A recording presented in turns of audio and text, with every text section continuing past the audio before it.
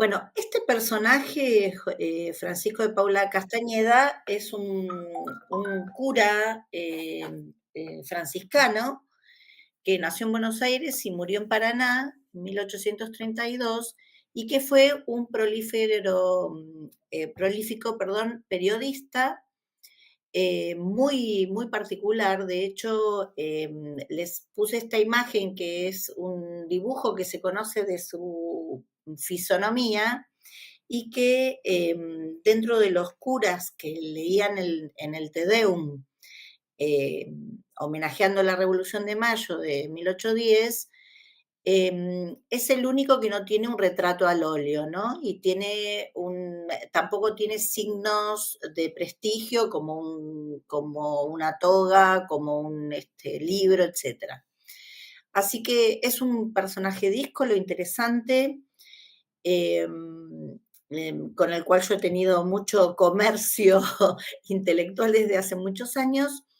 Y dentro de uno de los textos importantes que tiene, que es un periódico llamado Doña María Retazos, lo tengo por acá, escribe 3 comedias, ¿sí?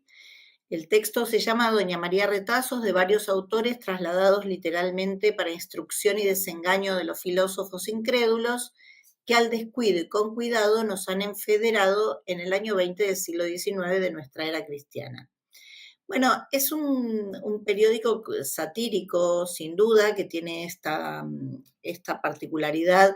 Podemos escuchar ahí como las resonancias de Fray Gerundio, por ejemplo, de toda la tradición neoclásica que aparece en el Río de la Plata.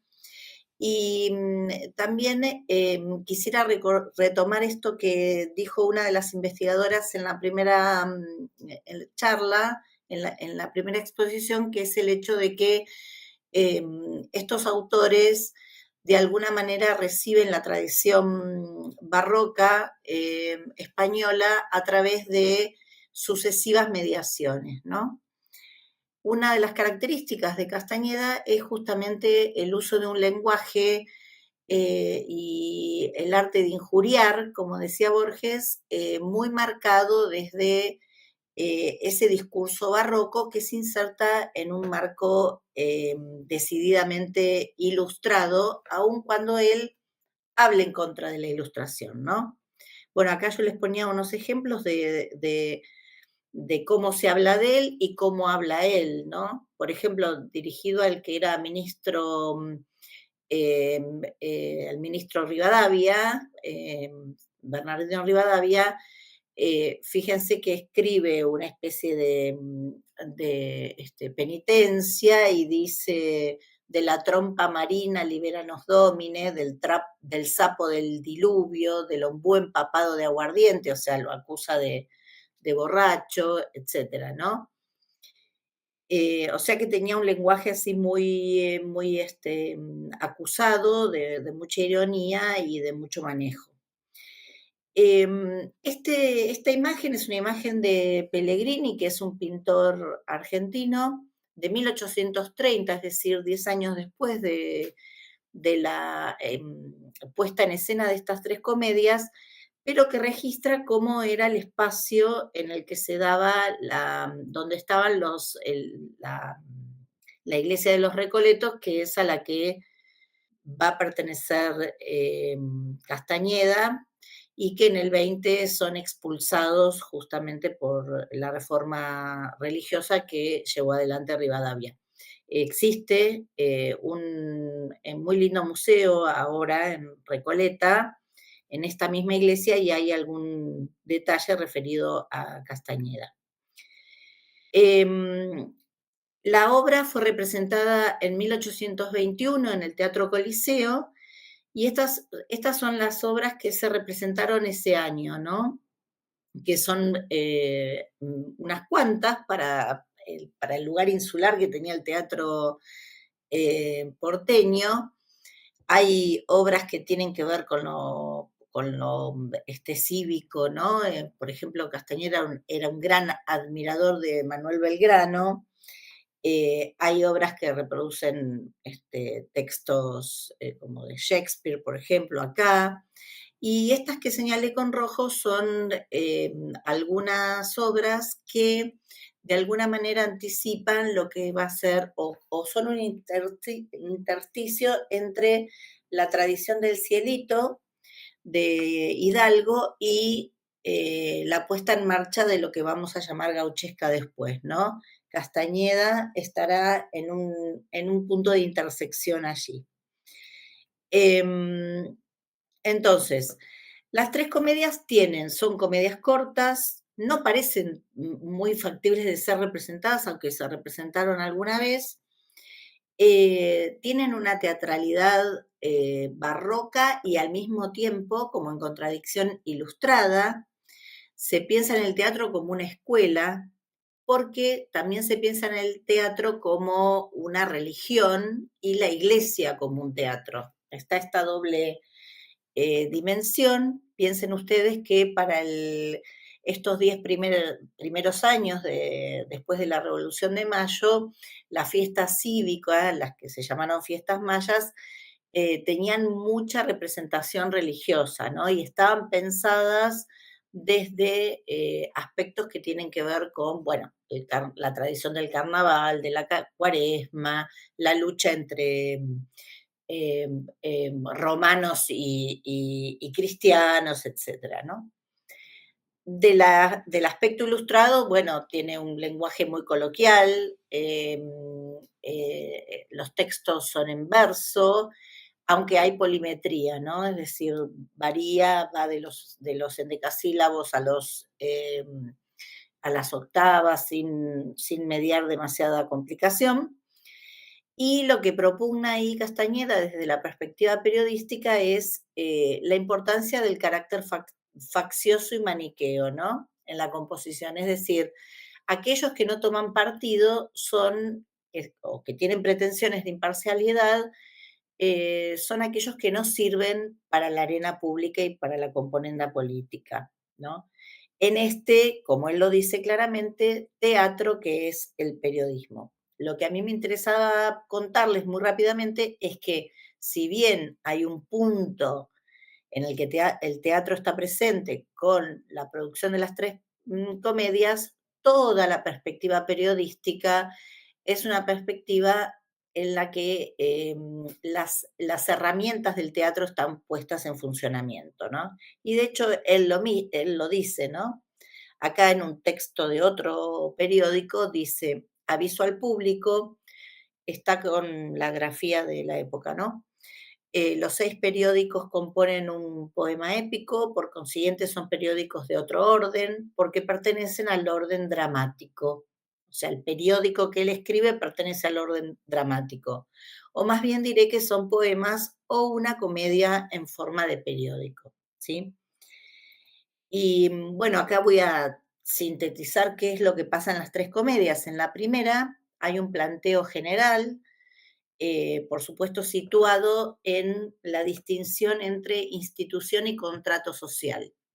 Es decir, el enemigo, en esta perspectiva más general, es un enemigo, es Jean-Jacques Rousseau, es este planteo del contrato social en términos de movilidad democrática en un punto, la posibilidad de que las instituciones cambien y, bueno, Castañeda está en contra de esto justamente porque su concepto de institución está asociado a la estructura eclesiástica y a que las cosas vienen de Moisés para abajo todas iguales, ¿no? Es decir, hay una idea de que lo contemporáneo plagia, bueno, las tablas de la ley o lo que ha dicho Dios en algún momento. Lo interesante de esta primera comedia es el carácter metatextual que tiene en el punto de que, bueno, hay fenómenos translingüísticos donde se produce fronteras entre el guaraní, el español y el portugués. Hay incluso un personaje, Don Eunam Me Tengo con Nenguem, que es un escudero al estilo Sancho, que se lava las manos frente a las situaciones concretas, ¿no? Y Castañeda en realidad esto lo toma irónicamente porque de esta manera está acusando a los supuestos periodistas imparciales, ¿no?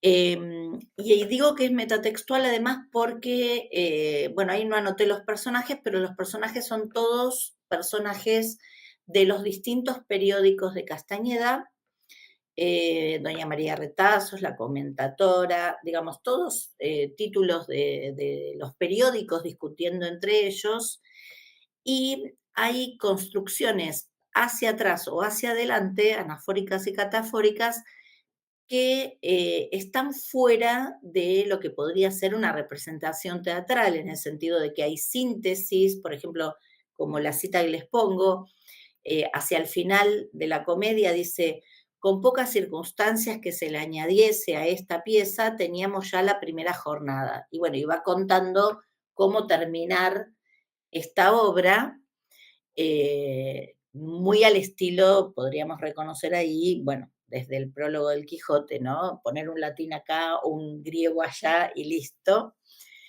Y bueno, entonces esta obra, esta primera obra, tiene ese carácter general, metatextual y por supuesto situado en esa dicotomía entre los filósofos del contrato social y la sociedad verdadera, auténtica, católica, unitaria que plantea él, ¿no?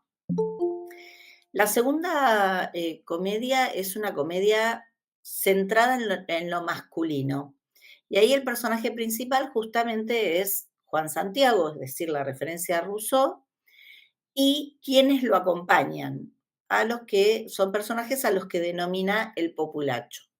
Entonces, habla el populacho, habla Artigas, un emponchado, Ramírez, los gauchos, Monterroso, José Manuel Carrera.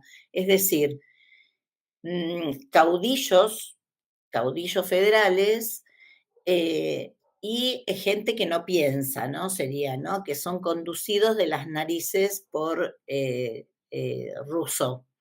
Es interesante además que dice, bueno, ha hecho más mal Juan Santiago en 10 años desde la revolución en el Río de la Plata que lo que ha hecho en todo el siglo en Europa, ¿no?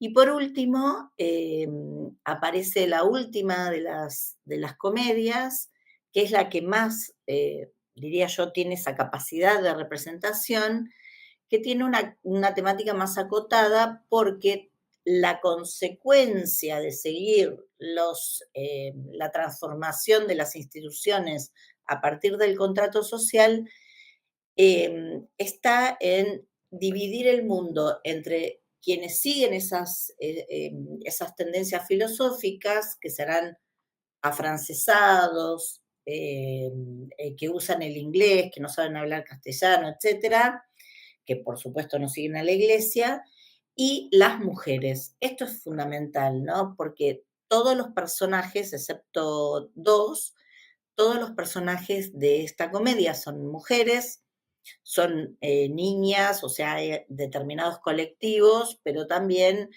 eh, los nombres de los periódicos, ¿no? La comentadora, doña María Retazos, etcétera, y se deposita ahí un elemento dinámico, ¿no? Es decir, las mujeres son el reservorio a partir del cual se puede construir y reconstruir la sociedad civil. Por eso esta presentación en el teatro es una presentación en tanto escuela para hacer una voluntad pública, ¿no?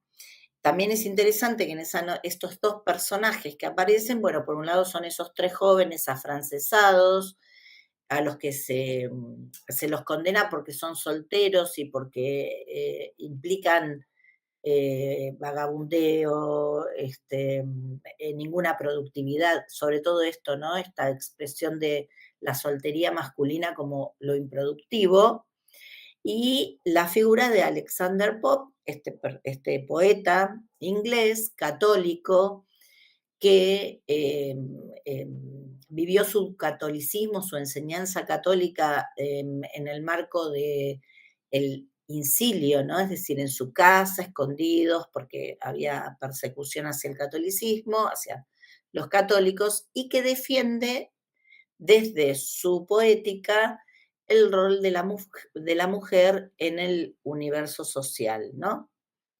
Es una comedia que tiene, y con esto termino, voces de mujer y en todos los estratos, pertenecen a todos los estratos, y que se opone básicamente a esta idea del populacho, porque el planteo de Castañeda es que estas mujeres forman parte del pueblo, ¿no? Y esta distinción semántica se manifiesta también en esta cuestión de mujeres y hombres, ¿no? Y plasmando la noción de, bueno, el populismo, que estaría dado por Rousseau, frente a esta aceptación de la autoridad institucional que estaría dada por las mujeres. Leo al final cómo aparece esta definición de los solteros, que está al principio de la comedia, que dice, voz primera, Dios lo guarde al que fuere casado, al soltero que lo guarde el carcelero. Es hombre nulo el hombre soltero, despreciable, inútil, gravoso al Estado. Bueno, con esto termino y cualquier cosa comentamos en las preguntas. Muchas gracias.